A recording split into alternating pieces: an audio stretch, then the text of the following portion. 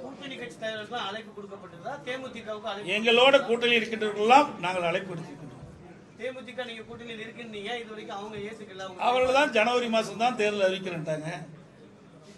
26 ஜனவரியில் அவருடைய மாநாடு நடைபெறுவதாக செய்தியிலே பார்த்தேன். அப்பொழுது தெரிவிப்பதாக சொல்லிக்கிட்டார். விஜய் நேத்து ஒரு முடிவை எடுத்து அறிவிச்சிருக்காரு, அவங்க கூட்டணி பத்தி தனித்து போட்டியிடுவோம் முதலமைச்சர். அது அவருடைய முடிவு. விமர்சிச்சிருக்காரு. பாஜகவோட அதிமுகவோட கூட்டணி விமர்சிச்சிருக்காரு. ஆதாயத்துக்கான கூட்டணி அப்படின்னு சொல்லியிருக்காரு. ஒவ்வொரு கட்சியும் ஒவ்வொரு விமர்சனம் செய்வது, அதன் அடிப்படையில் அவர் செஞ்சிருக்காரு. அவ்வளவுதான், வேற என்ன.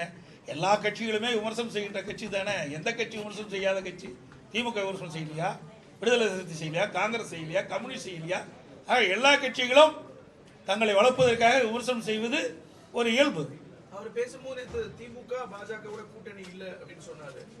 அதிமுக கூட்டணி இல்ல நேரடியா நான் சொல்றேன், அவர்கள் தான் இந்த கேள்வி கேட்கணும். என்னிடத்தில் கேட்டா எங்களிடத்தில் எங்களுக்கு உட்பட்ட கேள்வி கேட்டீங்களா, அதுக்கு பதில் கிடைக்கும். அழைப்பு கொடுப்பீங்களா? பங்கேற்க அழைப்பு இருக்கா? அதாவது மக்கள் விரோத திமுக ஆட்சியை அகற்ற வேண்டும்.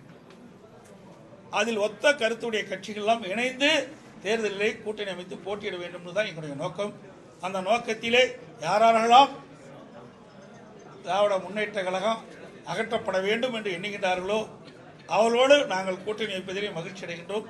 அவர்களும் இதற்கு ஒத்துழைக்க வேண்டும் என்பதுதான் எங்களுடைய கருத்து. ட்ரெண்டை ஃப்ரெண்ட் ஆக்கிக்கோங்க. தந்தி டிவியின் சப்ஸ்கிரைபர்ஸ் அண்ட் ஃபாலோவர்ஸ் குடும்பத்தில் நீங்களும் இணையுங்க.